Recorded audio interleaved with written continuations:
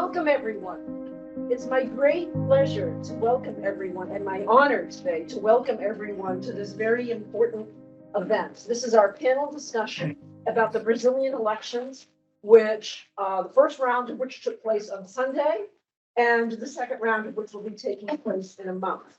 Before I say anything else, I want to introduce the co-moderators of this panel, my director, my chefe. We usually call him Jefe Maximo around here, but for a Portuguese-speaking audience, we will say chefe. Steve Levitsky, also my colleague in government and my friend for many decades. And my colleague, Alicia Holland, who's also co-moderator of this, also our most brilliant student ever, and back on the faculty now. And so we are brilliant faculty. So anyway, I'm flanked here by a great deal of talent as we have here. So just to quickly do some housekeeping before I introduce the panel and our panelists.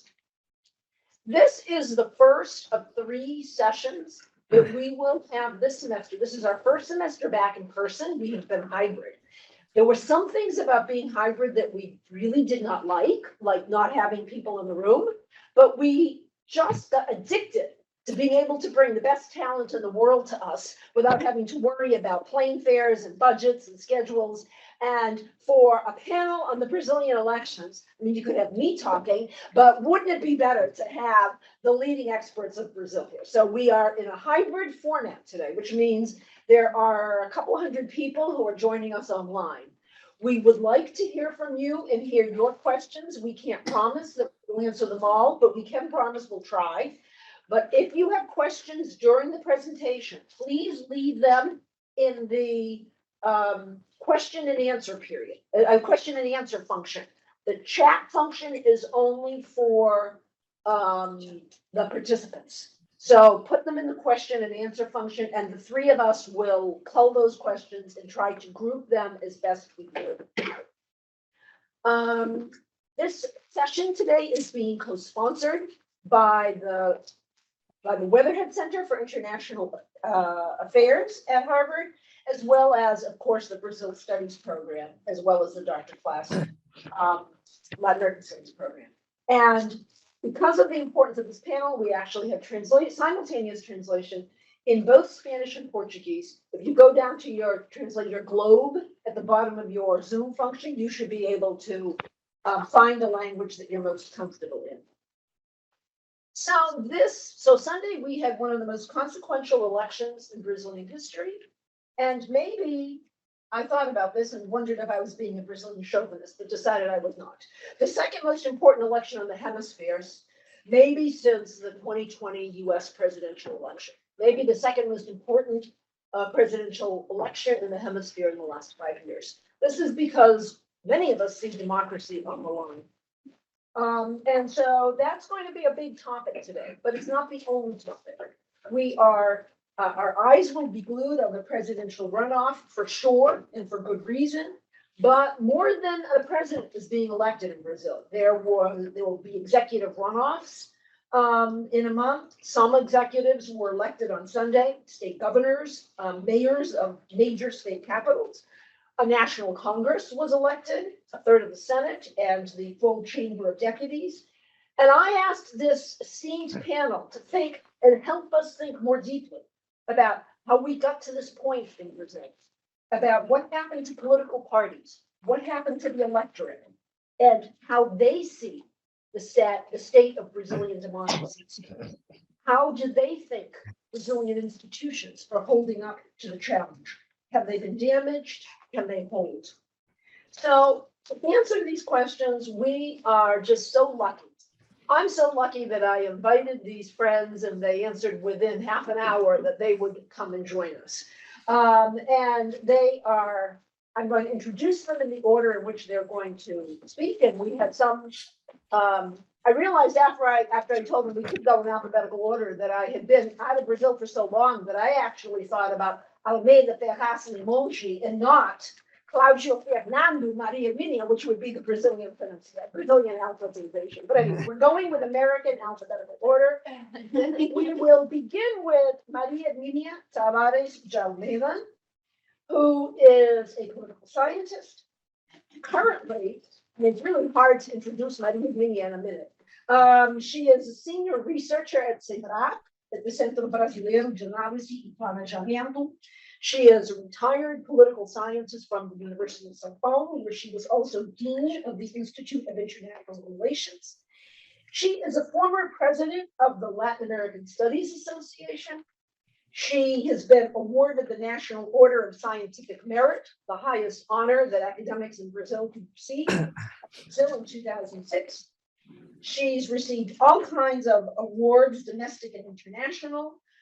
She joined all sorts of commissions and committees, including most recently the Cardinal Arms Commission for the Protection of Human Rights.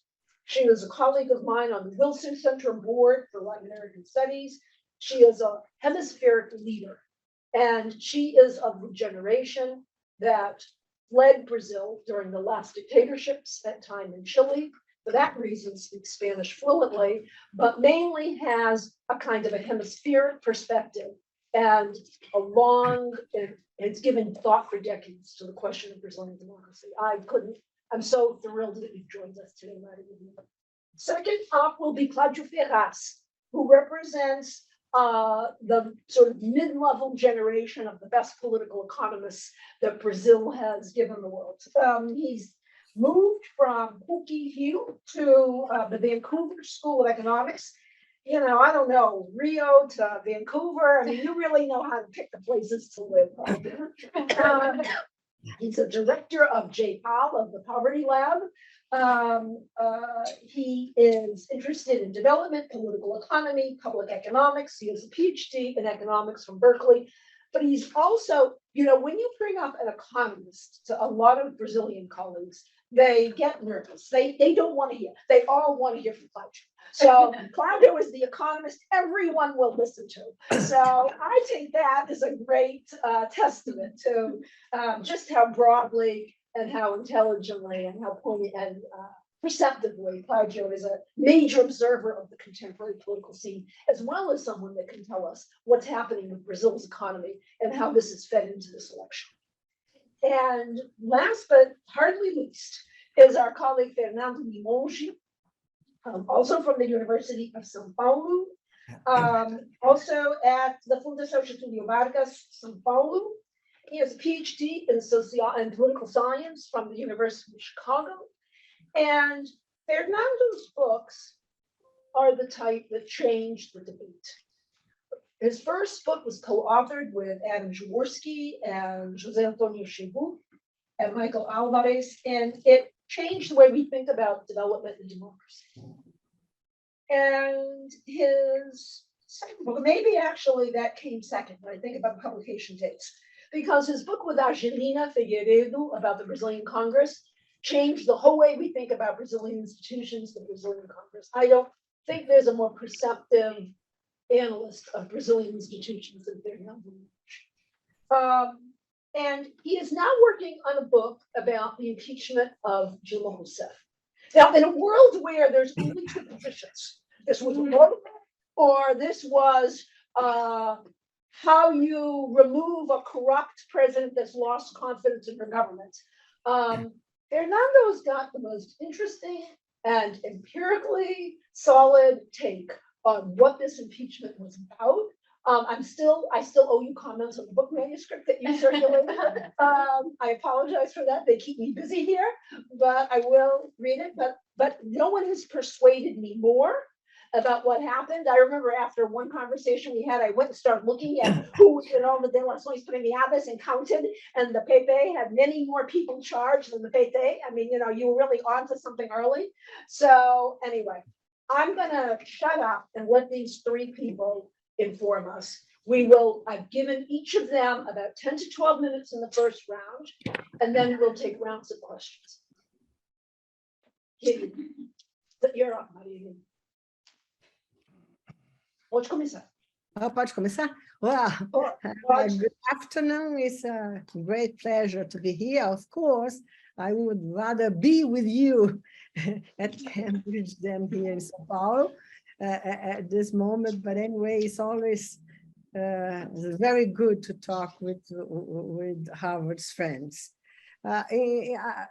Just after Trump's election, Ezra Klein has asked our colleague Larry Bartels what strange thing had happened, what weird things had happened in the United States that could explain Trump's triumph.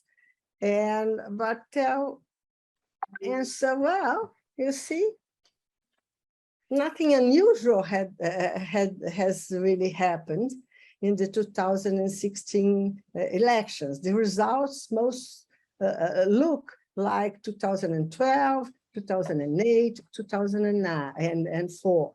When we look the electoral maps in Brazil, something like this, we can say something similar about the results. Can you show, please, my first PowerPoint slide? Hello? Yes. We're working on it, Maria. Yeah, Okay.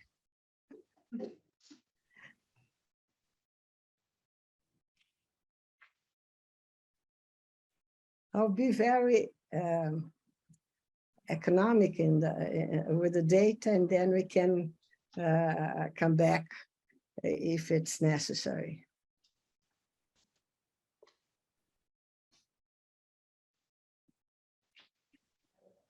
I think we have it.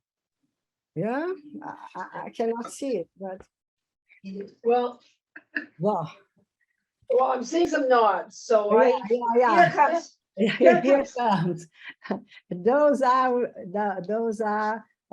results state by state, comparing 2018 and 2022. Of course, Bolsonaro lost Amazon, Bolsonaro lost Minas Gerais, and the rest is quite the same. But when you compare 2022, the second slide, please, to 2014, is almost the same. There are 2 states where Marina Silva won, but otherwise, nothing seemed to have changed. And I don't have the slide for 2006, but it's exactly the same of 2022. That is to say, from the electoral point of view, from the point of view of the voters, no, please, come back. From the point of view of voters, when you look state by state, when you look the spatial results, nothing seemed to have changed. I will show you two other slides, please. Those are results from the Chamber of Representatives to your left, by coalitions, and to our right, we have the same results for the Senate. Of course, the party that supported in these elections won a lot of seats. The PT coalition, strictly speaking, lost some votes, but the forces that are around the PT won also. And there has been changes. I'll try to talk about them, but not that so. And the last, please. Now, the next one has been made by Jairo Nicolau, And then you see the evolution at the Chamber of Representatives of the right parties. The parties, of course, have changed a lot during this period. But what we see is a dominance, a preponderance of the right-wing parties, almost during the whole time. A movement from the left that goes up, then goes down a little bit, and a huge downturn of the center parties, where the PSDB is. The last one, please. This is another way of showing results at the Senate and the Chamber of Representatives in 2022.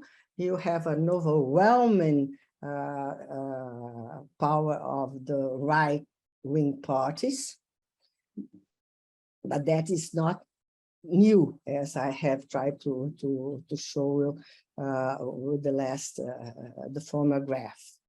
So, when you look the electoral results, things seem to have changed very, very little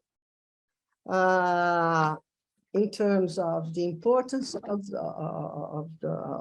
the right and its distribution of the two blocks and their distribution in space. In different states. I have no tables more to show, so we can come back to the former. I think that, of course, a lot have changed in cities and small towns and etc.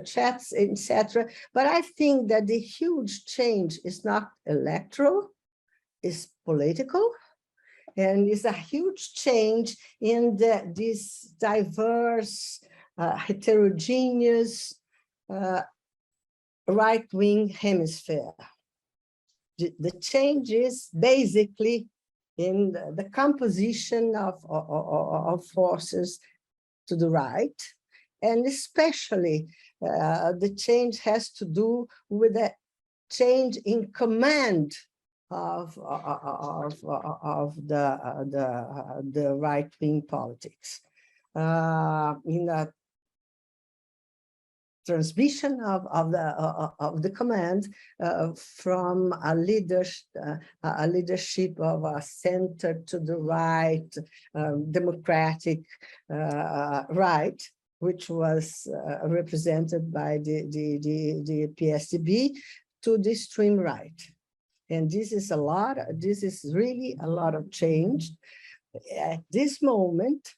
And I think that these elections of 2022 have confirmed what happened in 2018. The force that now gives cohesiveness to the right and to the right-wing electorate in national terms, in presidential elections. This has nothing to do with this is not clearly the same at the Congress. It's not clearly, of course, not clearly the same at the state level elections, but the force that gives cohesiveness to this block of right-wing electors that reject the PT, that are anti-petistas, as Cesar Zucco and David Samuels had said. The force that gives the face of the right today is an extreme right leader. And for the first time, I think, at national level, the right has a popular leader. This is different from the leaders of the PSDB. For the first time, national face of the right-wing hemisphere in Brazil is a popular extreme right. Fascist is the fastest leader that has no commitment to democracy, no commitment to civilized values. And so the revolution has occurred, the electoral revolution has occurred in the right field, in the field of the right, and the huge change has to do with the nature of leadership, of the leadership that today gives its face, gives the rights political face. This change had occurred in 2018. We can discuss what happened, why. I don't think this today is the place to do it, but I think the change is a change in the leadership of the right-wing field. I'll stay here, and then we can continue our dialogue. Thank you. Perfect. Thank you so much. Claudio. Hey, thank you. Thank you, Fran, for the very kind introduction. It's definitely for me a pleasure to be here with Maria Hermínia and Fernando. That although an economist, in order to learn some politics, I read a lot of what they wrote in the past. So of course, it's a great pleasure to be here. So I don't have any slides, as I imagine the first person was going to show some maps. So I guessed right that Maria Hermínia was going to show some maps. So we know more or less how the pictures look like. So I'm going to probably concentrate in just throwing some things here, and then we can start a discussion. So I think the first thing, to be very honest, and I speak for myself, but maybe I speak for more than myself, is that we have way more questions than answers, right? Like, I think we basically don't understand very well what happened. That's how I would start. I think based on the rejections that Bolsonaro had, if you look back in the previous 2 years, I think we are all surprised. If you've been following politics in Brazil, I think everybody was surprised. If someone says they were not surprised, my guess is they're lying, right? So it feels a little bit, I think, as an economist, I think this type of elections like this one and the Trump election, I think feels a little bit to what the crisis 2008 felt to economics, right? It's kind of like shaking a lot of our models and our way to view the world in economics. I think this rise of populists, especially in elections that are not anticipated, is also shaking a lot of what we understand of how people vote, how people behave, how parties mobilize, how non-parties mobilize, and things like that, right? So and I think the unexpected high vote share, and here I'm not only saying high vote share for Bolsonaro, but I'm saying like everything, right? So and I think what happened in this election, if you look at the Congreso and you look at the Senate and you look at governors, I think there were many things that were unexpected, right? And I'm just gonna say three to start.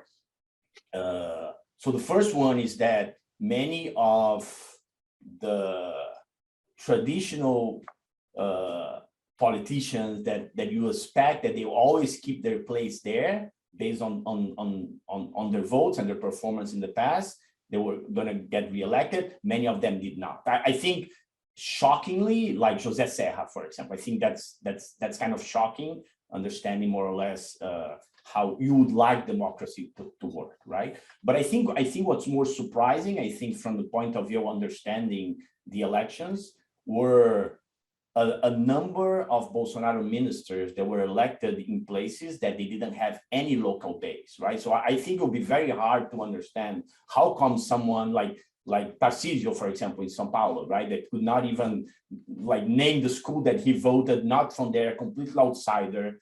How can he arrive in a place like São Paulo and get the amount of votes that he got, right? But I think that's true for many. I think the other extreme example was Damares elected as a senator, for example, from Brasilia. So you have all these politicians being able to get elected as outsiders and just being part of the team. They're just part of the team, right? So they were Bolsonaro ministers, but they have like no connections really to the electorate, and it's not very clear how they base their support. So I think I'm just putting a question mark there, that I think that's something that we don't understand very well.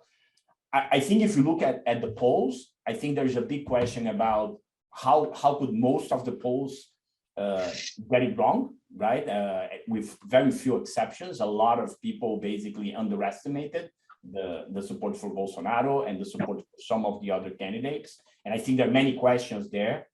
By the way, this is not unique from Brazil, right? If you look at Trump, if you look at Brexit, most of the times it seems that it tends to be right-wing candidates where polls tend to underestimate their votes. So people ask about, people are ashamed to answer in polls, like, how can it be? There are many discussions, I think, happening now in Brazil that has to do on the sampling, that fact that you didn't have a census to do the appropriate sampling, going all the way to some explanations that come out, like, for example, people from Datafolha saying that these were all swing voters and last minute voters that switched their votes in the last minute in order for Lula to not be elected in the first round, right? So I think from the theoretical and political science point of view of how voters behave, I think we just have a bunch of question marks there, right? Like, because I think it's really hard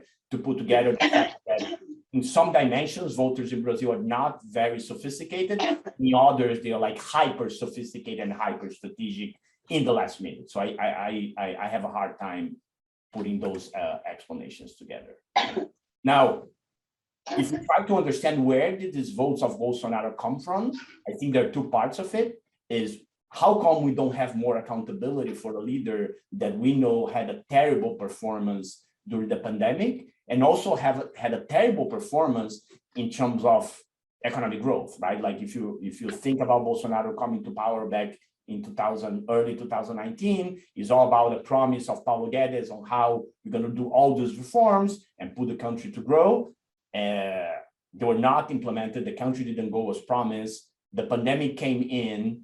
And then, of course, you have a massive cash flowing like during the pandemic, right? So now one thing that's interesting, and I think is like a question mark, but is not that different from what happened in the US as well, is that at least some previous preliminary graphs that I've seen show a zero correlation between, for example, number of deaths during COVID and say the change in vote shares of Bolsonaro between 18 and 22, right? So there seemed that the voters did not make Bolsonaro accountable for his performance during COVID.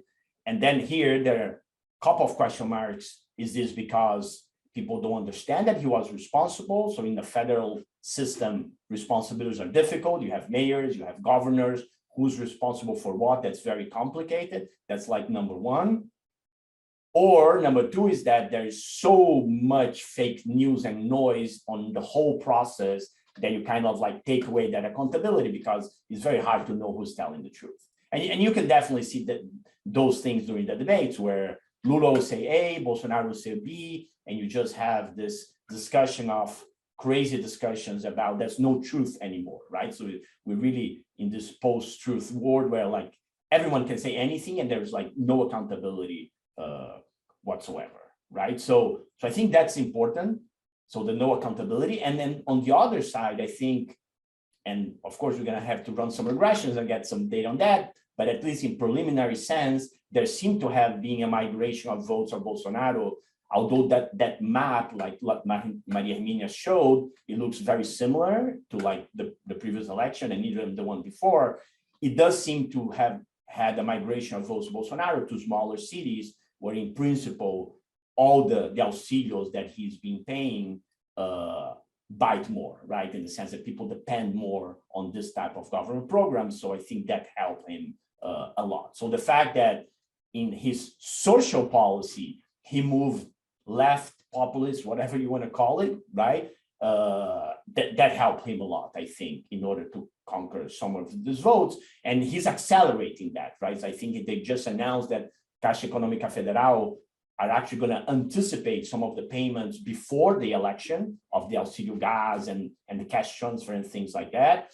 He's promising an extra 13th payment, for example, for the Auxílio, etc. Right? So this type of promises in order to try to get the voters of low income, that traditional low income households that traditionally you tend to vote more for Lula, he's trying to target those and capture those, right?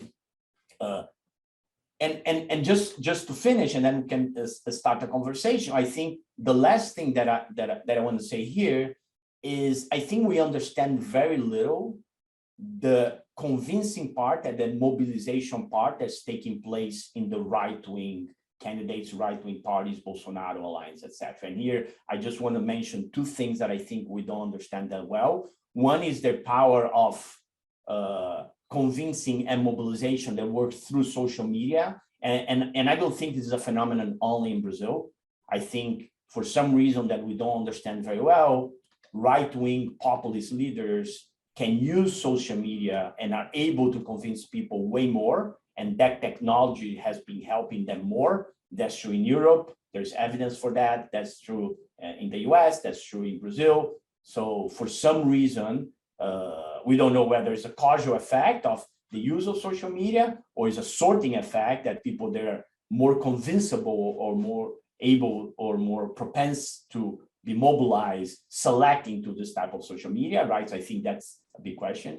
And I think the other very big question is the role of the evangelical church, pastores, etc., in also the mobilization and the convincing, right? The amount of campaign that goes on inside evangelical churches in Brazil and the machinery that's used for convincing, for mobilization, for spread of fake news and stuff like that. You're going to find like tons of videos online about that. I think that's also something that's very important to understand if we really want to understand this type of persistent in votes, lack of accountability, and why people are voting in a leader like that, right? And the final thing that's related to something that Maria Hermínia was saying is I think this idea that the society in Brazil was not that conservative, and all of a sudden, randomly Bolsonaro arrives and evangelical churches are increasing and everybody's like shifting their perceptions and their beliefs and their values, right? And I think that's something that's not well understood, which is how conservative really a lot of the society is. I think also there is an exaggeration in the sense as like, oh, this is all evangelical votes. I think that's actually not true. I think in general, both evangelical and Catholic voters in Brazil in different dimensions are very conservative in some of these dimensions. And that's something that we also need to understand better is how a leader like Bolsonaro comes and use those beliefs about the world and what has been happening in Brazil in terms of like important shifts that has happened in terms of policies, in terms of empowerment, in terms of racial quotas, in terms of discussions on abortion or education in schools. All those things are kind of like the social values and the demand for conservatism that I think Bolsonaro was able to agglomerate in this new right. And many of the elected, I think, both senators and people to the House, a lot of them really campaign based on those social values, right? So there is, I think, a shift in how important, for example, redistribution is vis-a-vis social values that's happening. And I think the big question that we don't understand, at least I don't understand well, is how come in the middle of a pandemic, in a recession that's been going on since 2016, people that are still relatively poor place so much values on beliefs and social values and morality respect to like an economic voting, for example, right? Why is that happen? I think is a big question mark. And I think us social scientists need to do a big homework to try to understand that better. I think I'm going to stop there as initial remarks, and then probably we're going to talk a lot about those things. Thanks. I think we will. Thank you so much, Claudia. Perfect.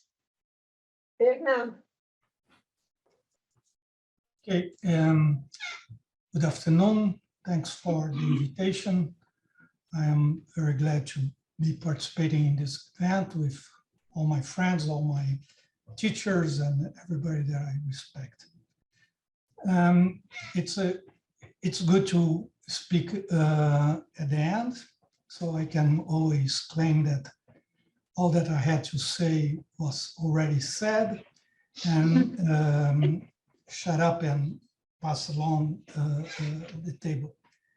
And this is true. All that I had to say was already said. I will just repeat a little bit. So the first thing is we are under the impact of what happened, and it's very difficult to think, to reason, and to get any solid argument right now. We are really under the impact of the unexpected. And the unexpected in two grounds. First, because given what Claudio was saying, all the performance of Bolsonaro, we would expect him to fail. So how come that he did not fail with all this record on his back, like pandemic, the way he fought the pandemic, the way he handled the economy, everything. So how come a guy with this bad performance can survive? The second surprise comes from we were misled by the polls. We expected another result because we were reading the polls and being said that things were not the way they ended up going. So we had these two surprises that make us very, it's very difficult to now try to understand what is going on. And besides, there is this difficult that Claudio also mentioned, that is, we are, as social scientists, are not equipped to think that someone as Bolsonaro could have two votes, his vote and his wife's vote, at most. How come a guy with this discourse, with all this lack of respect for everybody, can get some votes? It's really, us as social scientists have really a hard time to understand how come. What's going on? How people can say a guy that in voting says good things about a guy that was a torturador? How come? A guy that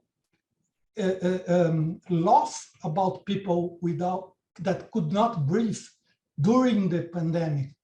A guy that has so little respect for life. How he can get one vote that is not from his family? I really don't understand. So it's really tough for us as social scientists to realize that something like that is going on. And as Maria Hermínia said,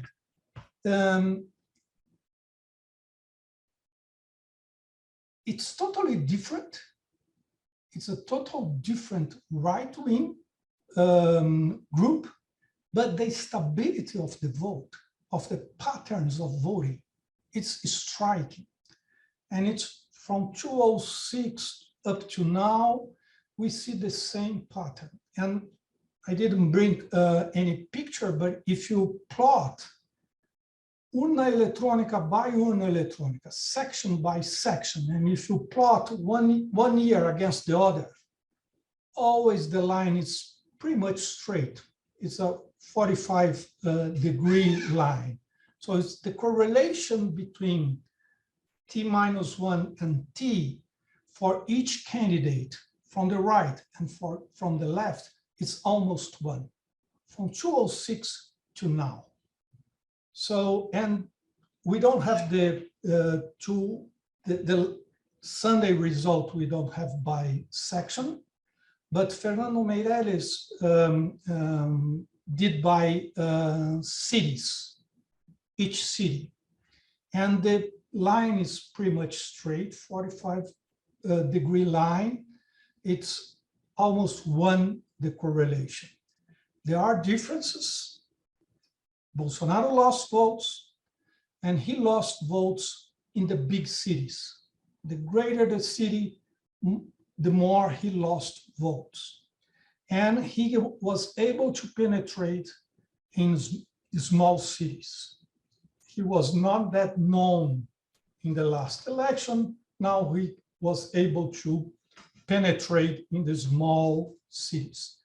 But the correlation is almost one.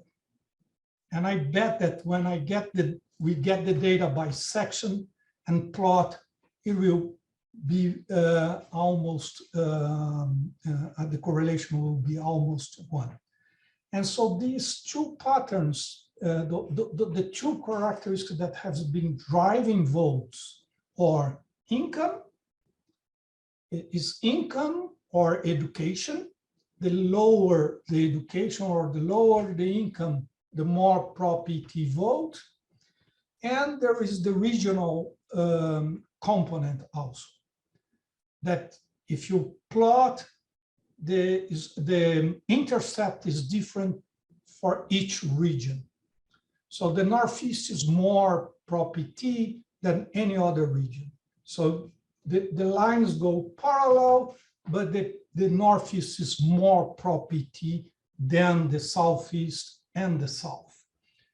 The Centro-West changed from the beginning to now, but there are not that many people in there. It's not that relevant. The relevant part is the Southeast and the South against the Northeast. So that is the pattern. And this pattern, I think that it has, it stayed in this election despite the fact that, so there is one thing that in the last election, 2018, we had several shocks that allowed us to explain or gave us some comfortable interpretation about the vote on Bolsonaro, like the stabbing and the car wash operation. These two shocks said to us, well, you know, he entered an empty space and the right collapsed, PSDB kind of committed suicide, and Bolsonaro entered. And that was, so to speak, a comfortable explanation or a wishful think type of explanation that would say to us, it's not Bolsonaro per se, it's something else. But now, doesn't hold, right? So we have a different right wing now. So as Maria Hermínia said, there is a change in the leadership. So it's pretty much the same people that voted for Serra, for Alckmin, for Aécio, that is voting for Bolsonaro.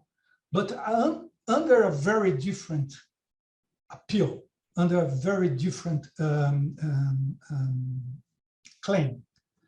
That in 2018 allowed him to penetrate some part of his discourse, made him do well in the big cities, security and the evangelical vote. Allowed him to penetrate more in the poor vote in the urban areas than PSDB used to do. This time, he lost the big cities. And if you look at the map on the city of São Paulo, he lost almost all the city. So there is something about this evangelical vote that maybe didn't work that well. I don't know, because looking at São Paulo, But on the other hand, in Rio de Janeiro is the opposite. So it's the evangelical or is something else.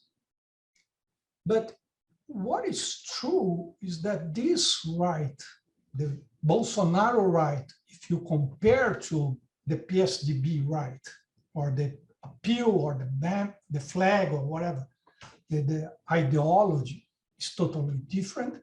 It's much more, the appeal is much more on values, on family, against abortion, all this kind of appeal that is, in some ways, is the cleavage that we see also in Europe and all over the place, that we have one vote that is more pocket vote or more income vote, and a vote that is more driven by religion. And the more, if you look at in Europe, for instance, the Christian democratic parties in the past used it to appeal to the poor in with this kind of discourse. But now it changed, right? So is it the same thing or is it different? But what we see is that we have sort of this two-dimension fight for voting in Brazil. Income versus values or something like that. I don't know how much this is specific to Brazil, how much this is general. Another point that I think we should point out is that this election confirmed something that we have been observing, but is increasing, so to speak. That is the presidential coattail in Brazil. So we have a strong coattail. We have it since '89 with Collor. If you the plot Maria Hermínia showed, the right and the left in Congress grow with and move with the presidency.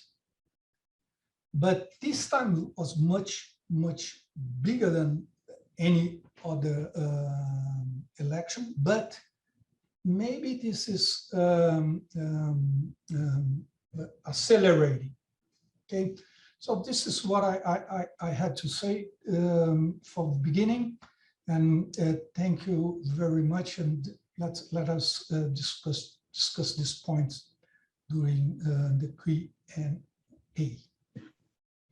Perfect. I thank you all for your comments. I'll now confess to the room and to the hundreds of people online that I gave them their instructions yesterday. So this is pretty amazing. But they didn't surprise me at all. They're terrific. I'm going to uncharacteristically keep my mouth shut and try to call on other people. We're going to start with people at this table, and then we're going to try to bring in people online. Steve, Alicia, you guys want to start? Sure. And guys, what we will do is collect some questions, and then I will go back to you as a panel and give you a chance. We'll do this a couple of rounds.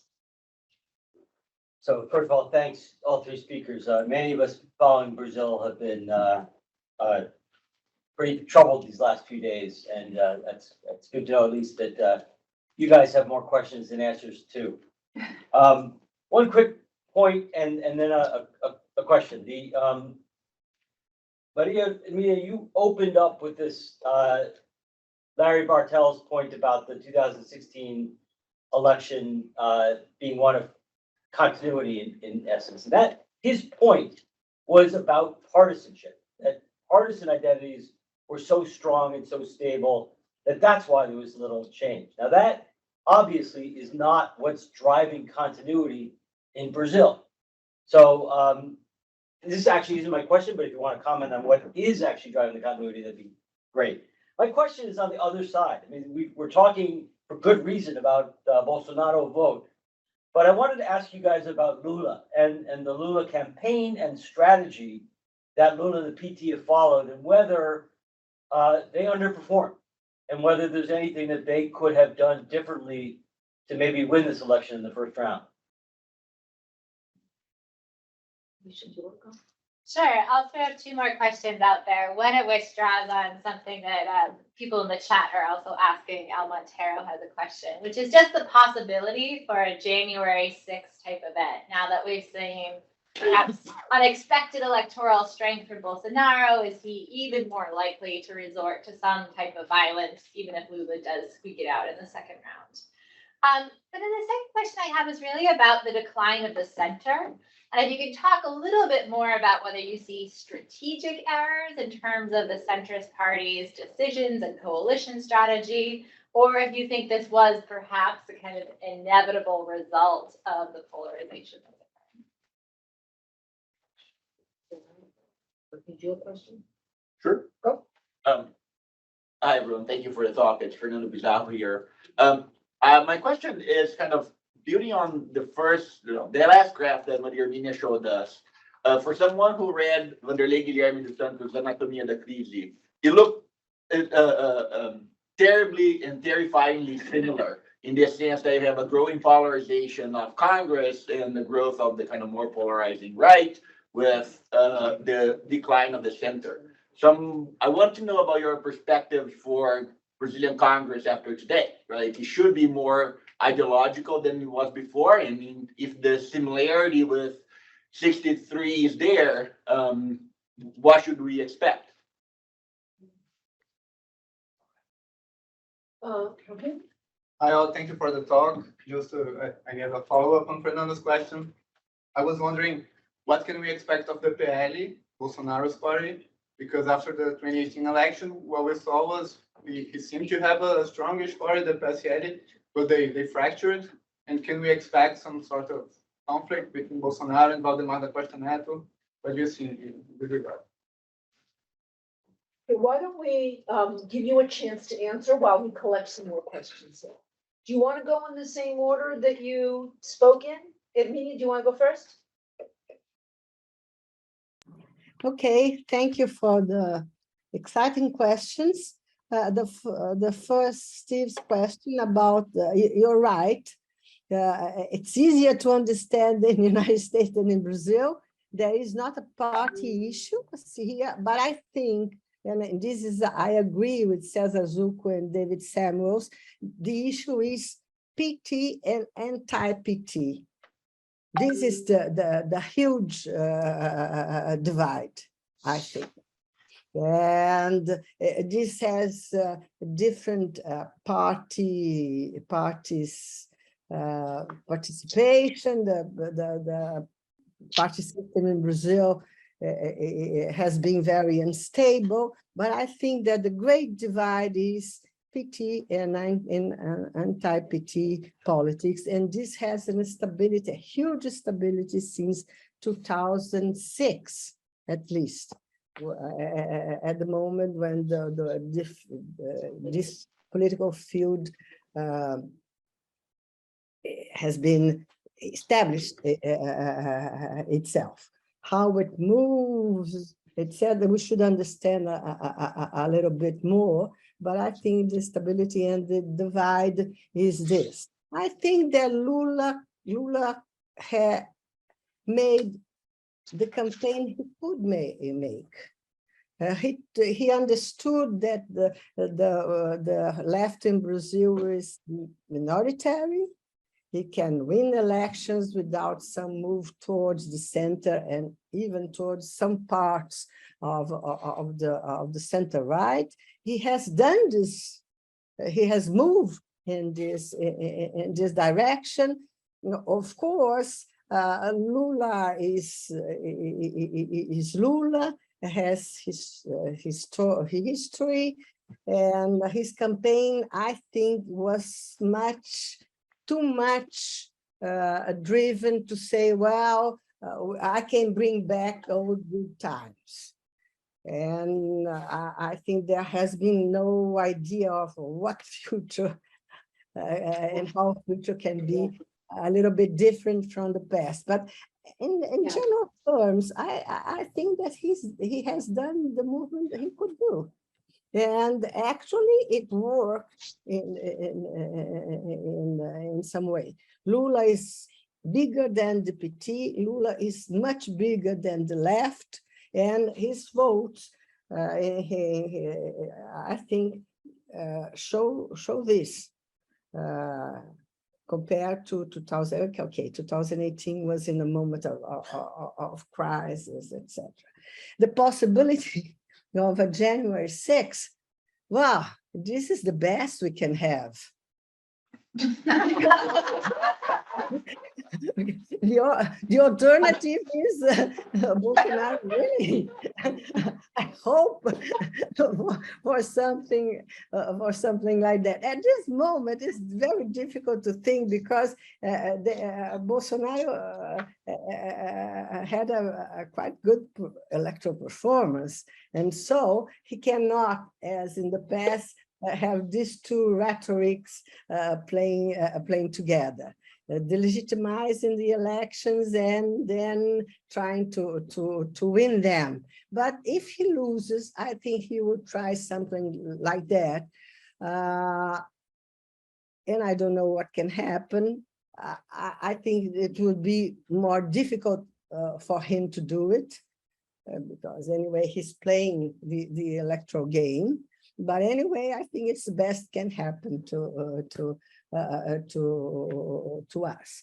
This, Hermínia, I should have said to you and to everyone, you're welcome to keep answering, but don't feel you have to answer every question. Okay, I'll stop here. I'll stop.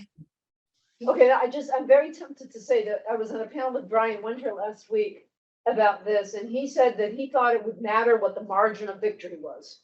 If there were an 11 or a 14-point Lula victory, it would be a lot harder for Bolsonaro to claim fraud, but with a very narrow victory, it makes it more likely. Claudio. Okay. Great. I think, so I'm going to start with the January 6th, because I think I have a counterintuitive intuition here, which is, I think actually, the biggest fear of Bolsonaro is really accountability, right? Like going to jail, having to respond for what has been happening in his mandate, all those ups and corruption that happened in the health with generals. So I think there is an issue here of like real fear that if he doesn't win, it's not only about he loses power, but really like accountability for him, his family, etc. And I think with this Congresso and with this Senate and the power that they have, including possibilities to impeach Supreme Court judges and things like that, I think the probability that Bolsonaro will get to jail, for example, if Lula win, it almost went to zero, actually. And therefore, I think the probability, the outside option now for Bolsonaro, I think, makes him more secure, actually, with this Congress, the House, etc. So I think compared to an alternative scenario where if the Congress was like more left-wing, that for sure he'll get accountable, I think in that case, the probability of a January 6th was larger. So for me, it actually went down significantly in that sense. For the anti-PT, I think one thing that's interesting that I think we don't know very well, even despite the lot of work that has been done on understanding the anti-PT in Brazil, is that there are different anti-PT sentiments, right? I think they're very different because if you go to peripheries of like cities in Brazil, to favelas, etc., people don't care about corruption. That's not like Lava Jato. That's not the issue there. That's not the anti-PT there, right? So in that sense, that is really a way more about values and other things compared to like the higher middle class and high income kind of anti-PT sentiment. So I think we still don't understand very well the role of all those different dimensions in the anti-PT. And I think the current anti-PT is different from the anti-PT of, say, I don't know, 15 years ago. I think it has changed. And I think here is where the values, beliefs, religion, all those things really, really matter. And I think we don't understand very well, to be very honest. think Lula, I think one way to read about it is like he actually did really well, given that anti-PT. But if you think about him moving to the center, I think, I mean, choosing Alckmin, is there like a signal that's stronger than that, than trying to move to the center, right? I mean, if you think about it, that's inconceivable. If you slept for like 15 years and all of a sudden you woke up and there is like a Lula Alckmin trying to run for president, vice president, it's kind of almost inconceivable. So that's also that's very strong. But it is true though that when he started the campaign, he was saying things about abortion. He was saying things that I think was a mistake. I mean, I think there was no reason why at that point he should be talking about those type of topics. And I think in part is because I think him and part of the PT still do not understand well the demand for values and for conservatism in that dimension. Those social dimensions, I think, are still not super understood. And finally, going to Fernando's question and the other questions about the polarization, I think that at least the preliminary numbers that I've seen in terms of the polarization, I think they look actually in both ways. It's not only to the right. I think PSOL elected more people, and the type of people that were elected on the left also, at least just looking at names, it looks also more to the left, right? So in that sense, there is maybe a 63 vibe in there.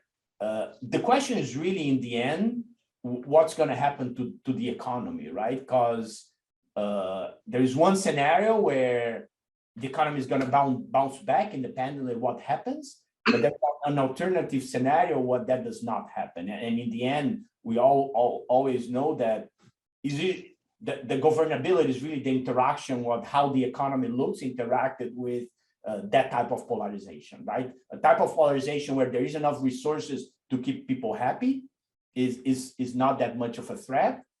This type of polarization, when they're not resources to keep everybody happy, and then some people are going to push for increased redistribution, things like that, in orçamento secreto, right, like secret budget, but there is not enough money. That's where I think there's a huge danger, right? And that danger is there with Lula, in the sense that if he gets elected, it's going to be really hard if the economy doesn't do well.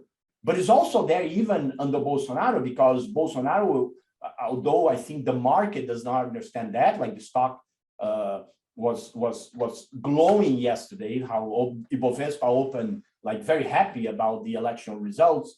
I think people don't understand how populist Bolsonaro really is, right? Like people still don't understand that a populist on the right is sometimes even more dangerous than a populist on the left. And yes. I think people don't understand that. And the people that work in the financial sector, they think that because you have Paulo Guedes, because you have some conservative guys in the Ministério da Economia, things are going to look well, but actually that's not the case at all. Yeah, of course.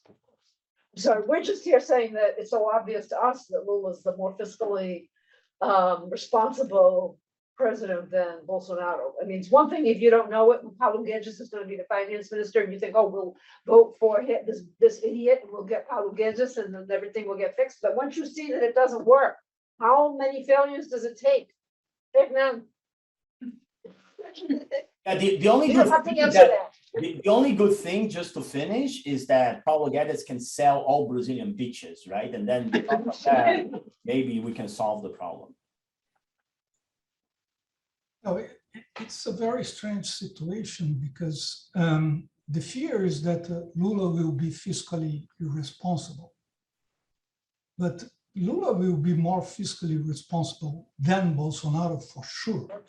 And Bolsonaro is proving that, right? He's already being totally fiscally irresponsible. And that point that Claudio made about the stock market is, it's amazing, right? So it's a lack of comprehension of what is going on. But let me ask only two questions. One from Fernando about the relationship with Congress. Well, you know my line. This is not a problem. This will work. This is not a problem. The problem is with Bolsonaro that he will tertiarize or give to Centrão to deal with the Congress the way they are doing now with the secret budget and all this stuff. Lula has, there are ways to work, even if the right grew a lot. Part of this right is pragmatic, it's viable, so it will not be a big deal. The inheritance of the fiscal condition will be much more tough than anything else. The other point is to be a little, play a Pollyanna kind of role here, going with Claudio also. Claudio made this point. I think that the way Bolsonaro performed kind of avoid, or I'm not finding the correct word, but he cannot say that there was fraud anymore, right? Or if he says he's going against the victories of his people, saying that Tavares win, how did Tavares win, and all this stuff. So as he got almost there, he has the security to, he will not go to jail, Lula will not persecute him, and everything will be fine. So, and we had a very easygoing election, despite all the tension that we had before. And with big lines, people waiting in line to vote, that is an excellent situation to people to fight. And everybody waited and voted okay. So this thing about Bolsonaro, or he will, you know, if I am still believing that he will lose, it's very difficult for him to turn the table. He has to do a lot of stuff. It's very difficult. Lula is almost there. So, what I was saying, I lost totally. We're not, that's my age. So forget about it. Let's go on. Okay, I'm going to call on Caitlin first. Go ahead, go. So my question is based on a question that the panelists brought up themselves, this question of how does a leader with bad performance survive? And I was trying to think about, are there other examples from the region that come to your all's minds when we're thinking about what is the toolkit that can get a leader past bad performance? And is Bolsonaro using tools that other leaders have used to overcome this bad performance in the past? Or is he doing something just completely different that we don't understand yet? I'm going to, oh, go ahead, please. I'm going to add, since I was told last time not to, because my questions are too long. I'll also monitor the time, but I'm going to ask some questions of my own and then pull a couple from here, and we'll get one more question and then give you the final round. So I want to go back to some of Fernando's points about economic and social voting. And here's my question. My question is, why do we see economic voting? Why do we see social voting in the South and economic voting in the North and the Northeast? There's something that's missing to me. I mean, we do have like two minimum salaries and below, we're still voting PT in the South. But basically, we have a phenomenon of social voting that is turning elections for governors, for senators, in presidential votes, in all the southeastern states, the southern states, and I mean, the Central West is something different. That's going to go Bolsonaro. But, you know, we have places, yet in the Northeast, we see a completely different pattern. The last time I checked, there were evangelicals and Católicos in the Northeast of Brazil. Why is the PT so much stronger or able to hold on in the Northeast and the North. But why is this socially conservative vote so attractive, only apparently in the South and Southeast? Ana Mafalda Fernandes, one of our students, has asked a similar question. She actually wants to go after Claudio's question about why is this cultural conservatism attracting so many people? I just want to add to her question, why only in some regions and not in others? Is there another story here? Is there a story about party organization? Is there a story about, I don't know what. I would love for you all to tell us. I have a question about what happens to Brazil after this. The center, Hermínia, your graph showed the center has just plunged in Brazil. The right is now the far right. What is there any possibility of even a center right or a center left that's not PT that the center right could live with? What happens to Brazil after this in this kind of climate? I've never seen Brazil so polarized. I wasn't around I was alive, but I wasn't in Brazil in the early 1960s. But this seems more polarized to me because this seems it seems deeper. It seems more spread out over the electorate. What happens after this? And while I call on this gentleman. Yes. Hi, Pablo La Peña, visiting scholar here.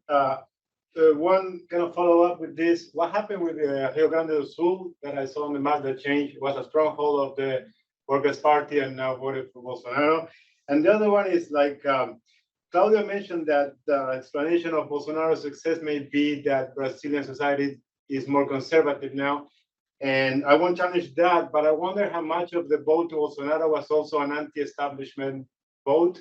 I know that it sounds contradictory because he was the incumbent, but I wonder, I'm from Argentina, so, similar things are happening in Argentina, especially among the young people voting for right-wing candidates that are seen as anti-establishment. So is the PT now the establishment or is seen as that by some part of the electorate, which is, you tend to think that the left is anti-establishment, but I don't know if you have any thoughts about that. And I'm going to just toss in one more. And that is, if we look at the national level, I think if Lula were to win, I think it would be very bad for the PT in the long term. I mean, maybe it'd be worse if he doesn't. But I think that there's no way with a right-wing Congress that anything good is going to come out in the next few years, given the economic situation that he's inheriting. This is the kind of situation that if you could game this, you'd rather almost not be. If it wasn't so existential that democracy survived, I would pass on this election. But in the states, it looks different. What happens in all those states that the Republicanos and the PL have won or are going to win in 3 weeks? What happens when they govern São Paulo, Rio, Mato Grosso, Tocantins, Amazonas, Goiás, Santa Catarina? What happens in all these states? Do they form a stronger right-wing electorate because they get to distribute state programs, or are they more to make? Should we be more worried about the future and about the right, that this far right getting even more strength because of the state governorships that they'll now control? Okay, you can answer it in order. Go ahead. Reverse order this time. Fernando, you go first. We have been talking a lot about behavior and voters, but a great deal comes from closing the options and the options that voters are offered. And so maybe the center, the right, or this comes with the fact is that we had a president that is candidate to re-election. That closed the entry for the center or any responsible right. So there was no way any other candidate would penetrate the field.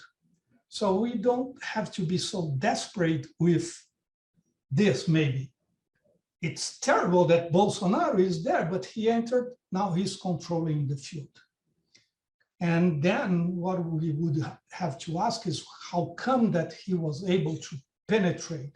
And then, you know, PSDB kind of committed suicide in the past, okay? And, but at the same time, there is something that maybe we should look at society and think about society. But see that the Southeast and the South, the poor, the most poor in the South and the Southeast vote PT. There is a difference in the intercept, but the slope is the same. Okay? But there may be some social structure thing that goes on here. That, you know, 50% of the Brazilian electorate goes from 2 minimal salaries to 4 or 5, I don't know how much. So pretty much everybody's poor. So there's a lot of conflict within what we call the poor. And there are people that it's in the formal sector, people that is in the informal sector, there's people that work for the government. These people have very different social conditions, and they may react to redistribution differently, redistribution policies. So this may explain a little bit of the conflict and the reception of this thing. So again, okay. This is just thinking or trying to understand what is going on. Perfect. Claudio, I forgot that you have to go teach. So I'm going to let you answer. Sorry, now. I actually don't have, sorry, I don't. Oh, okay. Well, My anyway, course was changed to Mondays and Wednesdays, so. Okay, okay, go ahead then. Okay. So I'm gonna start with the question that Fran asked, and I think that I think this is a great research question. I think we don't understand it very well. And let me add to your question about we don't understand why, say, part of the poor in Northeast and in the South vote more economic vis-a-vis like value, families, beliefs. Let me add another part to that equation, which is a big part of the agenda of Bolsonaro that we haven't talked about here is really about an anti-crime, anti-violence agenda. And it was back in 2018, we need to give guns to people, we need to allow you to protect yourself against crime, etc. It was a big part of the agenda. It was a big part when Moro became minister, it was a big part of the agenda. And I think what's even more surprising that adds to this puzzle is that if there is a place where there is a demand for law and order, is the Northeast, in the sense that the place in Brazil where homicide rates have risen the most in the past 10 years is the North and the Northeast, compared to the Southwest, where it's still violent, but homicide rates in São Paulo, Rio, Minas Gerais, etc., have really collapsed, right? So that's add one more part to the dimension that's really strange, is that if you have this candidate that's really law and order, police, let's go in and like kill all the bad guys, etc., that demand should be even larger in the Northeast, and it's actually not, right? So that I think adds one more part to that dimension that I think we don't understand very well. Is Bolsonaro using tools that other leaders have not used? I think he adopted some of the best tools that have been used around. Of course, imitating a lot of Trump. I think the tool that is the only thing that I can see that's different. I think the social media use, etc., the rhetoric is not that different from Trump. Maybe it's more extreme in some dimensions, but not that different. Some of the tools are also used by Modi in India, if you think about it, also not that different, or Orban in Hungary.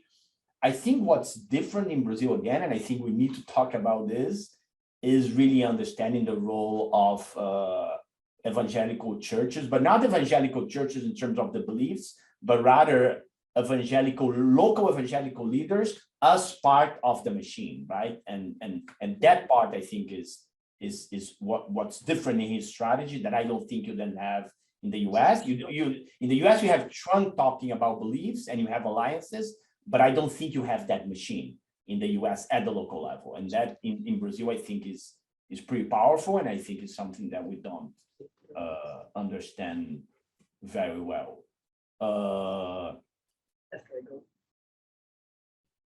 I'm trying to read here what were the other questions.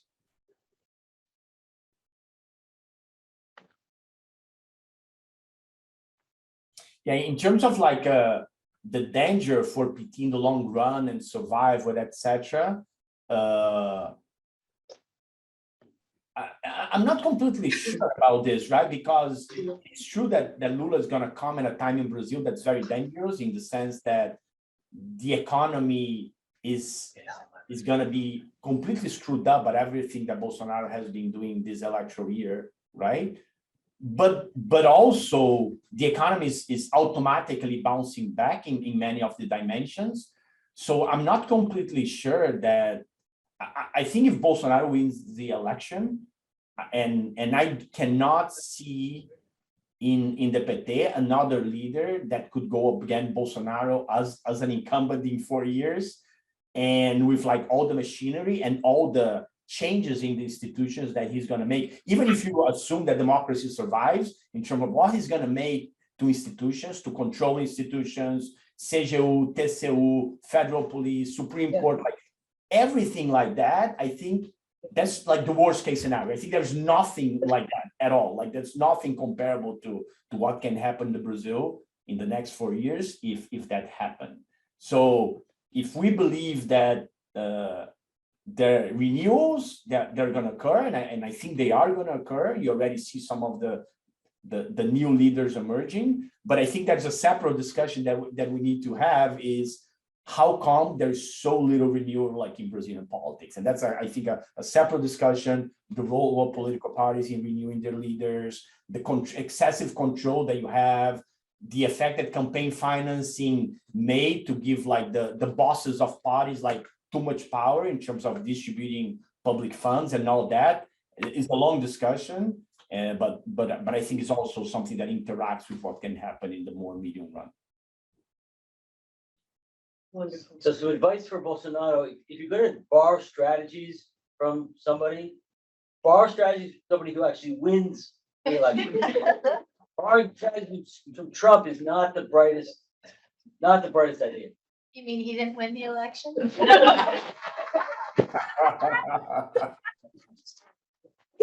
You know, you're saving Fernando because there's a problem that he can't claim that the election's not legitimate now because all of his people won. We're 2 years ahead of you. Watch. Just watch. Querida, you're up. Yes. A couple of points. The first one is about Centro. This is not Chile. This is Brazil, and a huge part of the Centro is completely pragmatic. So I don't think if Lula wins, he will have problems of governability. He will have fiscal limitations, all that. But I think he will be able to govern as he has done in the past and other presidents have done in the past.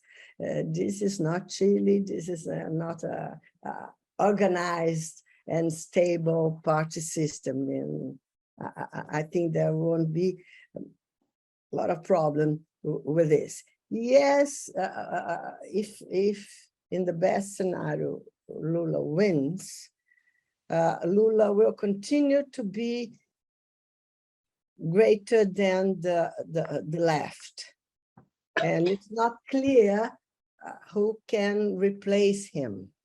I have some ideas. I think there are emerging leaders here in São Paulo. But if, for instance, something happens to Lula at this moment and in the next few years, there's nobody to replace him and to occupy the space he has in the political system. This is for this. The third issue is about values. It's clear that values have been mobilized by Bolsonarismo and now are playing a huge role in the political rhetoric and the political mobilization. And I think that one we have not talked too much about here is corruption. I think that this is a huge issue. This has become a huge issue after Lava Jato and all that. I think this mobilizes a lot of people in Brazil, and not only elites. If you work 15 hours a day and you don't earn enough, and you say, oh, those people that are stealing from us, and this is a very powerful discourse, and this is a liability for the PT. It's a difficult issue for the PT. And the third point I would like to stress, and I have already said this in the beginning, for the first time we have a popular national leader of the right, a man like us, who is rude, who doesn't come from the elites. And Sure doesn't. This is the strength of Bolsonaro. What will happen with him? We have, for us, it's very difficult to understand and accept this, because it's disgusting, but he's popular. Yes, And we've he's a seen this. popular leader. He and Lula are the only national. And some of us don't like it. Well, I think I had lots of things to talk Well, about. and I talked so long that I cut off some of my students, so this is terrible. But I really do need to close now. People, we have to, 1:30, everyone's got to scatter here. So I can't thank you enough, the three of you, for joining us today. This was a wonderful discussion. I think there's people are going to be walking out of the room continuing to debate these issues. I think you've stimulated us a lot. We'll be looking forward to the next round. We'll be watching the newspapers to see what you, Twitter to see what you have to say. But thank you for joining us today. Thank you for all your wisdom. Yes. Thank you. Thank you for training your students. Okay. Thank you. Thank you so much for organizing, Fran and Steve and all of you there, and for the great questions. And of course, the panelists for the great debate. Take care, folks. Oh. Thanks.